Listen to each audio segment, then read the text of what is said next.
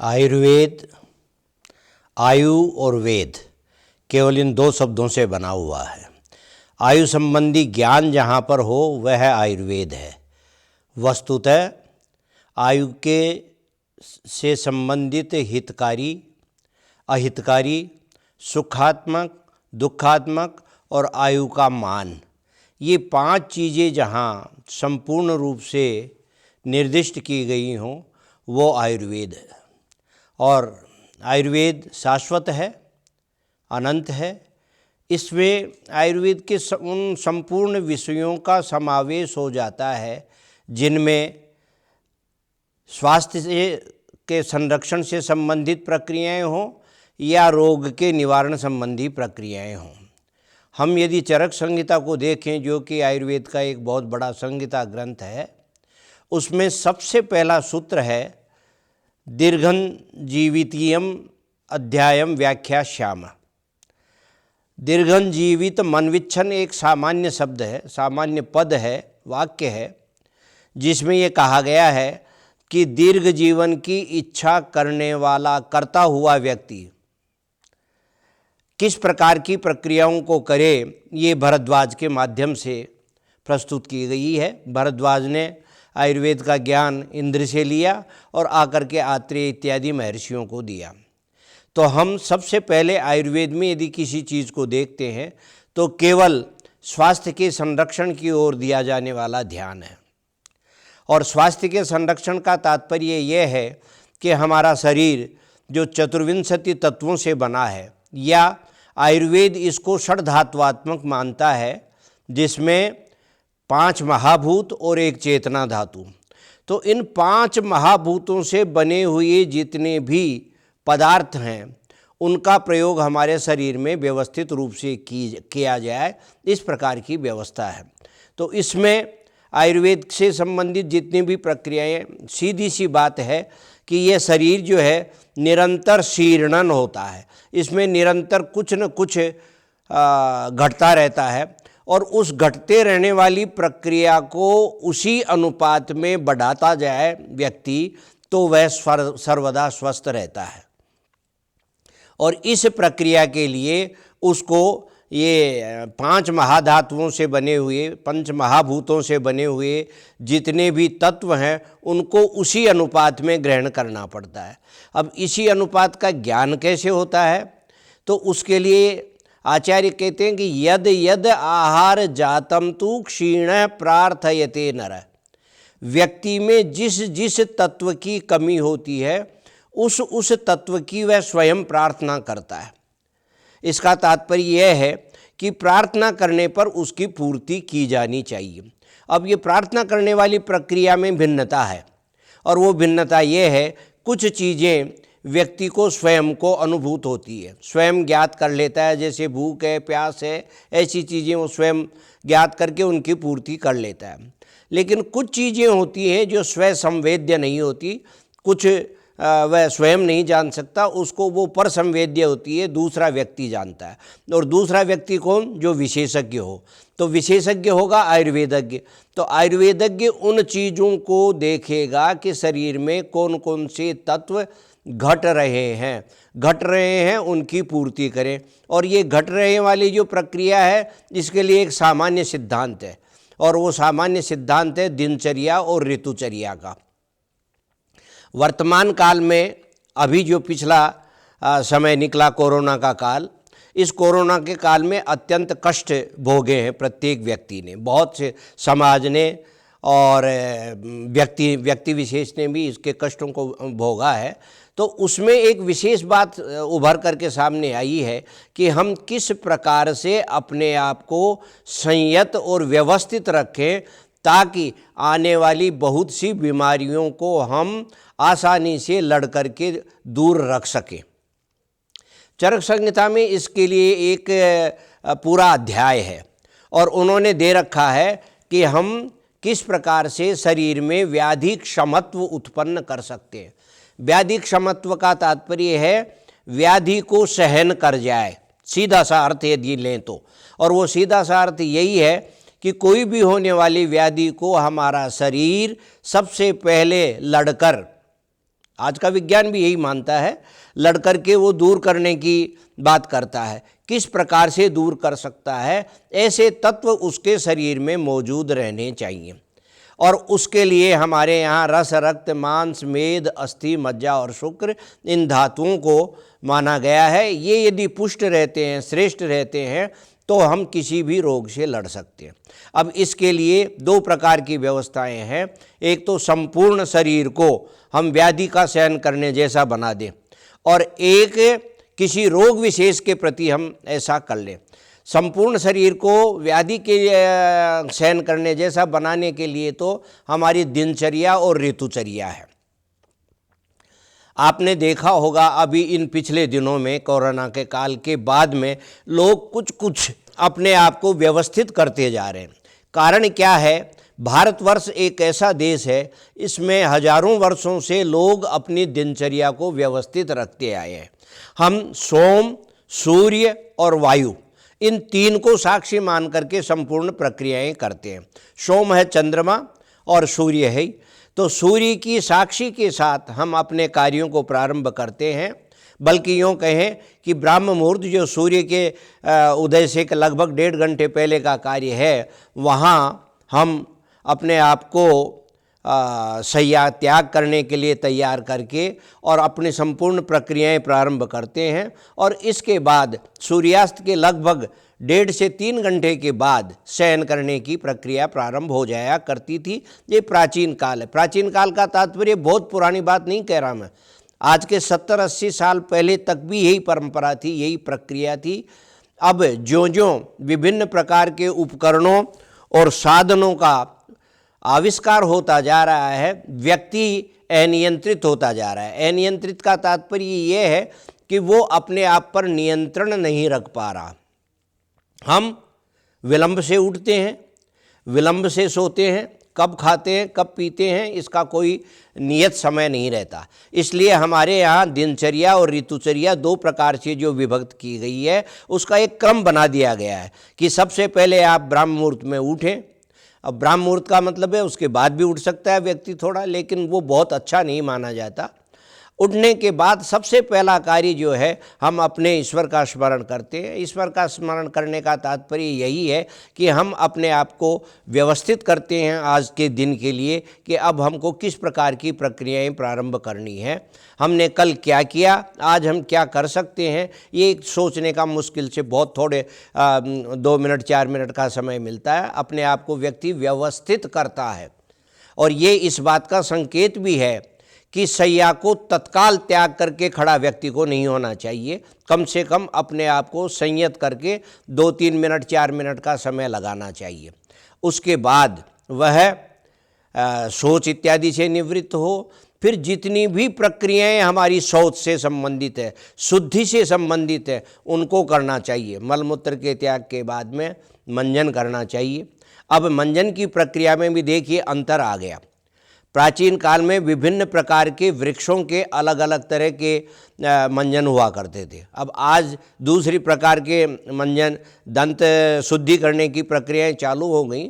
इसमें हमको ये ध्यान रखना चाहिए, क्योंकि हम ये जो काल है, युग है, हम युग से अपने आप को पूरा दूर नहीं कर सकते, लेकिन व्यवस्थित कर सकते हैं। तो व्यवस्थित करने में मेरा ये सुझाव है कि हम भले इसे किसी भी प्रकार से कि उससे दंत शुद्धि करें, मंजन से करें या पेस्ट से करें, जिस किसी से भी करें, कम से कम महीने में 2 बार 3 बार या 4 बार किसी श्रेष्ठ वृक्ष की, जैसे नीम का दातुन है, बबूल का दातुन है, या अन्य जो भी हैं जो जिनको श्रेष्ठ माना जाता है, ऐसे वृक्षों के दातुन हमको कम से कम सप्ताह में 1 बार, पक्ष में 1 बार या महीने में 1 बार करना चाहिए। इससे हम प्रकृति से भी जुड़े रहते हैं और हमारे लिए वो पूर्ण रूप से अनुकूल भी है।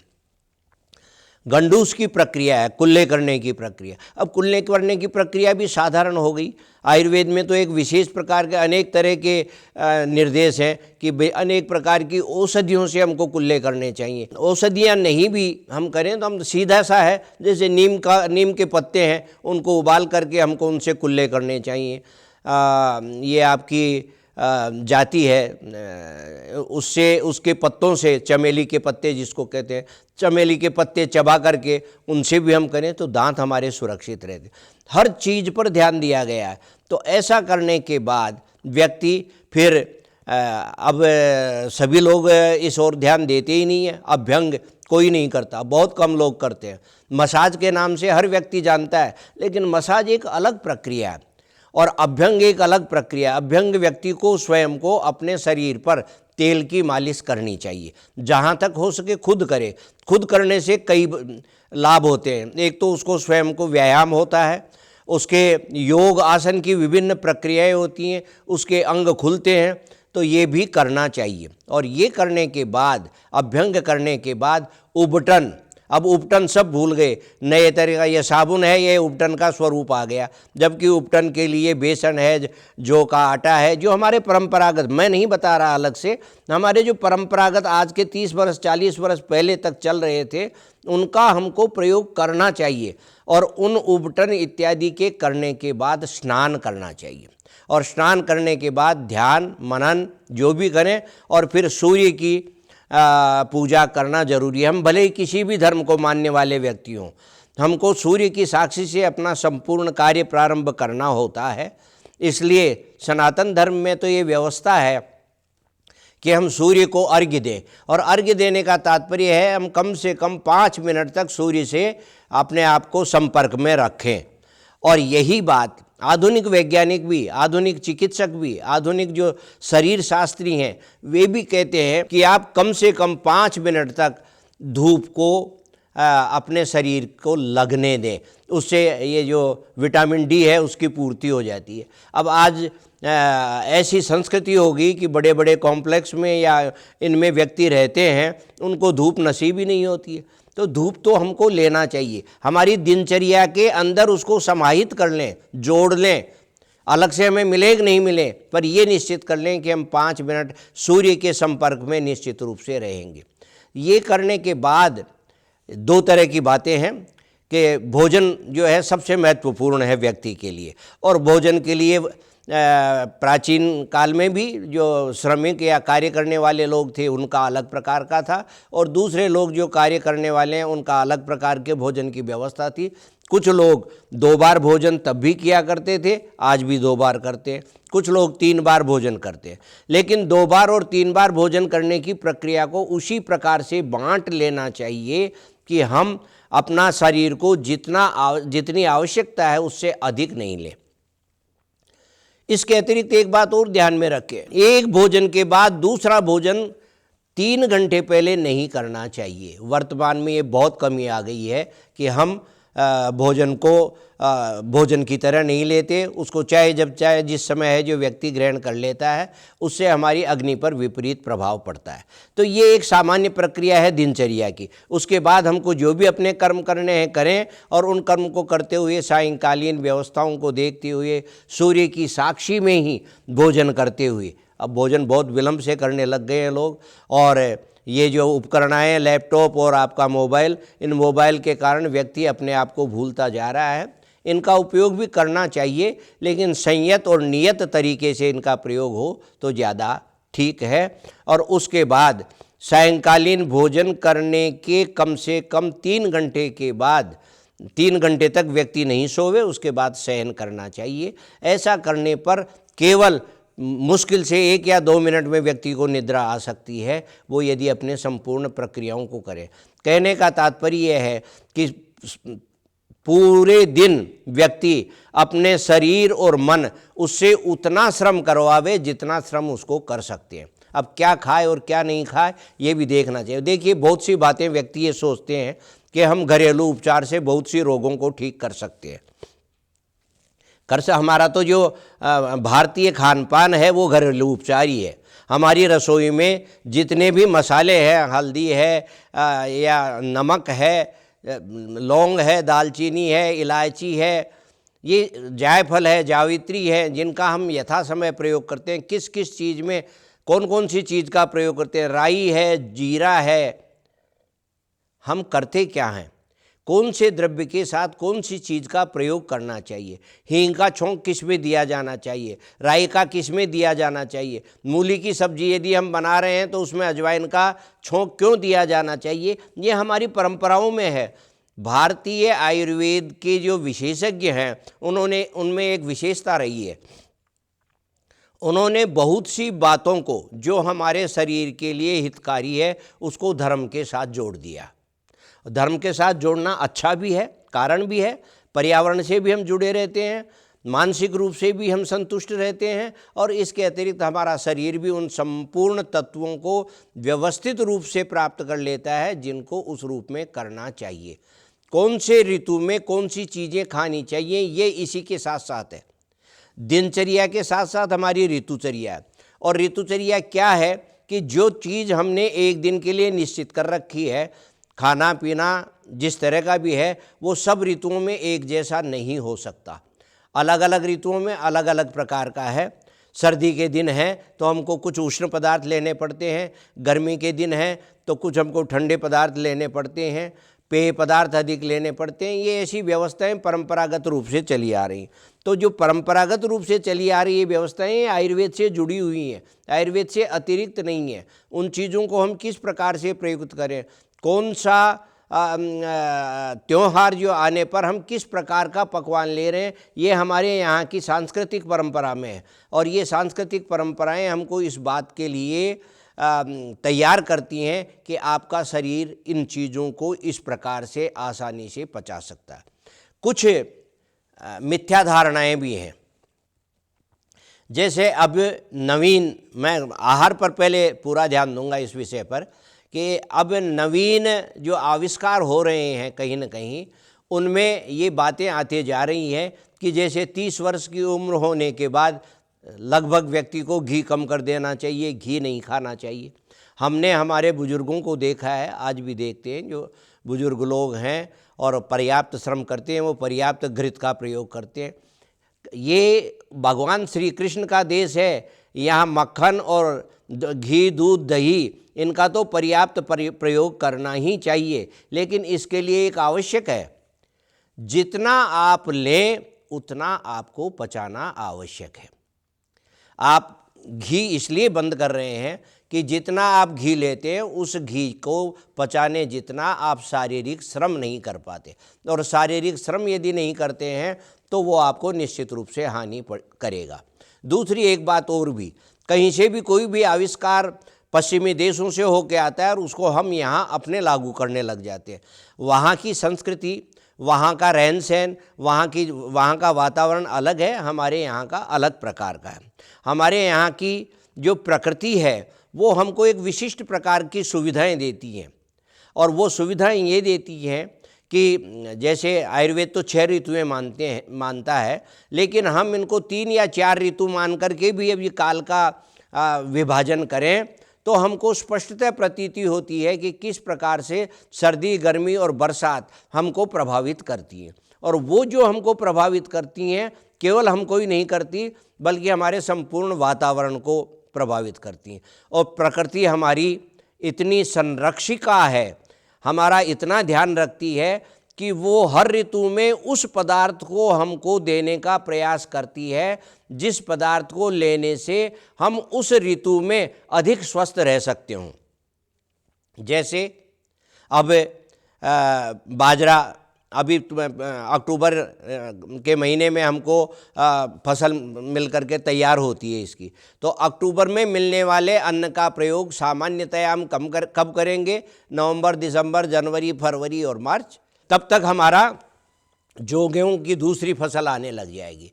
तो कहने का तात्पर्य प्रकृति ने हमको जो वो बाजरा, मक्का, ज्वार, ये जो मोटा अनाज दिया है वो इसलिए दिया है कि आप इस शीत ऋतु में इन पदार्थों का प्रयोग करो, आप अधिक स्वस्थ रहेंगे। अभी भी ये वर्ष जो है मिलेट वर्ष की घोषणा हुई है कि हम मोटा अनाज अधिक प्रयोग करेंगे। तो आप ये देखिए, मोटा अनाज तो हम वर्षों से प्रयोग करते आ रहे हैं, उसको हम भूल रहे थे, इसलिए हमको याद दिलाने के लिए ये किया जा रहा है कि आपको मोटा अनाज कब खाएं? इसी समय खाएं। बाजरा मई जून में खाने का नहीं होता, क्योंकि उस समय प्रकृति देती नहीं।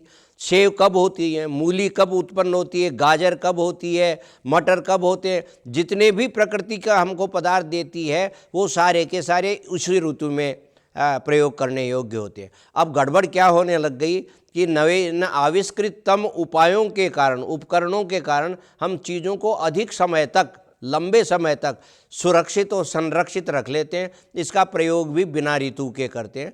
बिना ऋतु के प्रयोग द्रव्यों का, चाहे फल हो, देखिए भगवान के भी हम भोग लगाते हैं तो हमारे सबसे पहले पूजा में यही कहा जाता है ऋतु फल लाइए, फल लाइए, ये नहीं कहा जाता, ऋतु फल लाइए। इसका मतलब भगवान के भी वही भोग लगता है और जो भगवान के भोग लगता है वही हमको प्रसाद रूप में मिलता है, तो हमारे लिए लाभदायी होता है। तो कहने का तात्पर्य इस प्रकार के पदार्थों का प्रयोग जो प्रकृति हमको जिस समय देती है, मैं एक सबसे ज़्यादा उदाहरण देता हूँ मूली का। मूली हमको जिस ऋतु में प्राप्त होती है, आप मूली है, गाजर है, मटर है, इन पदार्थों को आप खा के भी देख लीजिए कि बिना ऋतु के जिस समय उत्पन्न होते हैं उस समय इनमें होने वाला स्वाद और इसके ऋतु में होने वाले स्वाद में पर्याप्त अंतर है। ये इस बात को सूचित करते हैं कि इसमें होने वाले संपूर्ण तत्व इस ऋतु में ही आपको प्राप्त होंगे, और संपूर्ण तत्व प्राप्त होंगे तो उसके गुण या अवगुण का भी आपको ध्यान रहेगा कि हम कौन सी चीज़ का प्रयोग करने पर कैसे करें। अब ये है सामान्य प्रक्रिया। सामान्य प्रक्रिया से व्यक्ति यदि अपने जीवन का निर्वाह करता रहेगा तो वो बीमार नहीं होगा। ये एक सामान्य स्थिति है, लेकिन बीमार होगा ही नहीं ऐसा नहीं है। क्यों? आप परिवर्तन नहीं कर रहे, प्रकृति परिवर्तन कर देती है। कई बार बरसात में वर्षा अधिक हो गई, सर्दी में सर्दी ज़्यादा गिर गई, या सर्दी नहीं पड़ी, या गर्मी ज़्यादा हो गई, तो वो उसमें आपको अपने आप को उसके अनुकूल करना पड़ता है, और नहीं भी कर पाते आप तो उस पर आपके शरीर पर प्रभाव पड़ता है। इसलिए ये अनेक प्रकार के रोग नवीन परिवर्तन के साथ उत्पन्न होते हैं। हमारे यहाँ एक व्यवस्था ये भी है कि जिस समय ऋतु परिवर्तन होती हैं उस समय हम उसको ऋतु संधि बोलते हैं, और ऋतु संधि के लिए आयुर्वेद के लोग कहा करते हैं कि पहले की विधि को धीरे धीरे छोड़िए और आगे की विधि को धीरे धीरे पालन करिए, और उसके लिए 15 दिन का पर्याप्त समय आपको दिया जाता है, उसमें अपने आप को ढाल लीजिए। वहाँ नहीं ढाल पाते हैं तो जैसे गर्मी के बाद सर्दी आ रही है और आपने अपने शरीर को ध्यान नहीं दिया तो अनेक प्रकार की सर्दी, जुकाम, खांसी, श्वास, जो भी बीमारियां हो सकती हैं उस ऋतु के अनुसार वो होंगी। क्यों हुआ? क्योंकि आपने ऋतु के परिवर्तन के साथ साथ अपने को परिवर्तित नहीं किया। अभी ये दो बातें हुई हैं, एक तो सामान्य स्वास्थ्य के संरक्षण की बात, दूसरा आपका ऋतु परिवर्तन या आपकी थोड़ी सी भी असावधानी यदि हुई है, आपको बीमारी होती है तो उसके लिए आप चिकित्सक से दवा लें। वैसे हमारे बहुत से घरेलू उपचार हैं, बहुत सी घरेलू व्यवस्थाएं हैं जिनको हम लोग करते आए हैं, और हमारे में रोग प्रतिरोधक क्षमता उनसे उत्पन्न भी होती है। रोग उत्पन्न होते ही हमने, आयुर्वेद तो जैसे ये कहता है कि यदि आपको बुखार हुआ है, ज्वर हुआ है, सीधा सा उदाहरण देते हैं तो कहते हैं कि प्रारंभ में आप दवाई मत लीजिए उसके लिए, कि जो दोष आपको, दोष और दूष्य की सम्मूर्छना होकर के शरीर में रोग उत्पन्न हो रहा है, उस दोष के पाचन के लिए आपके शरीर को समय चाहिए। तो उसके लिए आयुर्वेद पथ्य व्यवस्था करता है। किसी को कुछ नहीं खाना है, किसी को हल्का खाना है, किसी को कुछ पीने जैसी चीज़ लेना है, इस पर आयुर्वेद बहुत ज़्यादा ध्यान देता है। तो ये एक सामान्य प्रक्रिया है जिसके आधार पर व्यक्ति ये निश्चित कर सकता है कि मैं दिनचर्या के आधार पर स्वस्थ था, थोड़ी गड़बड़ी करने पर मैं इस व्याधि से ग्रस्त हुआ हूँ, या ये ऋतुओं में किसी विशेष परिवर्तन की ओर मैंने ध्यान नहीं दिया तो मैं रोग से ग्रस्त हुआ हूँ। अब जैसे अभी कोरोना आया तो ये महामारी का स्वरूप भी आ सकता है, और ये कई बार वातावरण में होने वाले विभिन्न प्रकार के की विकृतियों के दुष्परिणाम के स्वरूप उत्पन्न होते हैं। ये अभी हो रहे हों ऐसा नहीं है, प्राचीन काल में भी ऐसा था। चरक संहिता में विमान स्थान एक अध्याय है, पूरा एक खंड है। उस खंड के 3रे अध्याय में आचार्य कहते हैं, अपने शिष्य अग्निवेश को आचार्य आत्रेय कहते हैं कि अग्निवेश, मुझे ये ग्रहगण, नक्षत्र, वायु, सूर्य, चंद्रमा इत्यादि की जो ये गति देख रहा हूँ, स्थिति देख रहा हूँ, उससे मुझे यूँ लग रहा है कि आने वाले समय में जनपदोध्वंस होने वाला है। जनपदोध्वंस का तात्पर्य है महामारी, कोई न कोई महामारी जैसा रोग उत्पन्न होने वाला है। तो उस महामारी जैसे रोग को रोकने के लिए हमको कुछ व्यवस्थाएं करनी है। इसके लिए औषधियों को तैयार कर लो। तो औषधियाँ भी प्रकृति में है, उन औषधियों को उखाड़ो और तैयार करो और आगे आने वाले उसके लिए करें। इसलिए कभी भी किसी महामारी से भी डरने की ज़रूरत नहीं है। डरने की ज़रूरत इसलिए नहीं है कि हम डर करके कहाँ भागेंगे। मुकाबला जब तक हम नहीं करेंगे तब तक कुछ नहीं कर सकते। तो ऐसी आयुर्वेदीय औषधियों का, बहुत से औषधियों का, एक मैं बात और कह देता हूँ, कोरोना काल में लोगों ने मनमर्जी से बहुत से काढ़े, गर्म पानी या ऐसे सौंठ मिर्च पीपल इत्यादि का प्रयोग किया है। देखिए, सामान्य रूप से आप प्रयोग अपनी परंपरागत रूप से कर सकते हैं, करना चाहिए, लेकिन बिना चिकित्सक की सलाह के अधिक औषधियों का प्रयोग अधिक लंबे समय तक, चाहे वो आयुर्वेद की हो, नहीं करनी चाहिए। आयुर्वेद की औषधियाँ नुकसान तो नहीं करती हैं, सही हैं, लेकिन वो ऋतु के अनुसार अपना काम करती हैं। तो जिस सौंठ का प्रयोग आप सर्दी में कर रहे हैं, उसी सौंठ का प्रयोग उसी गति से अप्रैल, मई या जून में भी करें। यह आयुर्वेद इसकी आपको स्वीकृति नहीं देता। इसलिए इस प्रकार के प्रयोगों को या जितनी भी चीज़ें चिकित्सकों के सलाह के बिना आयुर्वेदीय औषधियों का प्रयोग भी नहीं करना चाहिए। लेकिन परंपरागत जितने भी हैं, परंपरागत रहन सहन, खान पान, संस्कृति, त्यौहार, मैं फिर कहूँगा वापस लौट चलें अपने उस काल की ओर जो 50 वर्ष पहले था, तो हम अधिक स्वस्थ रहेंगे और उपकरणों का प्रयोग व्यवस्थित और नियत रूप से करेंगे। तो स्वस्थ रहना हमारा अधिकार है, हमारा ध्येय है, और ये तभी संभव है जब दिनचर्या, ऋतुचर्या इत्यादि के पालन के साथ साथ हम इन उपकरणों का भी बस केवल एक संक्षेप में बात और कहूँगा कि ये जो एसी का या गर्म चीज़ जो किए जाने, कमरे को गर्म करने का जो तरीका है, और एकदम सहसा आप बाहर आ जाते हैं तो उससे बीमार होता है व्यक्ति। ऐसे ही गर्मी के दिनों में एसी में बैठा है व्यक्ति, बाहर सहसा आ जाता है तो वो हानि करता है। तो इनके लिए भी सावधानी रखना जरूरी है। सावधानी से ही बचाव है, चाहे सामान्य बुखार है, ज्वर है, अतिसार है, या कोरोना है, या कोई भी महामारी है, इनके बचाव के लिए ये आवश्यक है दिनचर्या, ऋतुचर्या इत्यादि के पालन के साथ साथ हम हर चीज़ के लिए अपने आप को व्यवस्थित रखें। मैं एक बात और कहूँगा, घी, दूध और दही का प्रयोग बिल्कुल बंद मत करिए। अब वापस पश्चिमी देश भी इस ओर लौट के आ रहे हैं। वो भी कह रहे हैं कि दूध 7 वर्ष का हो चाहे 77 वर्ष का, दूध तो आवश्यक है। तो हम उन छोटे छोटे आविष्कारों पर, अनुसंधानों पर मत जाए जो थोड़े समय के लिए होते हैं, जो हजारों वर्षों से परीक्षित हैं, हमारी परंपरा में है, आयुर्वेद में है, उनका प्रयोग करना चाहिए। धन्यवाद, नमस्कार।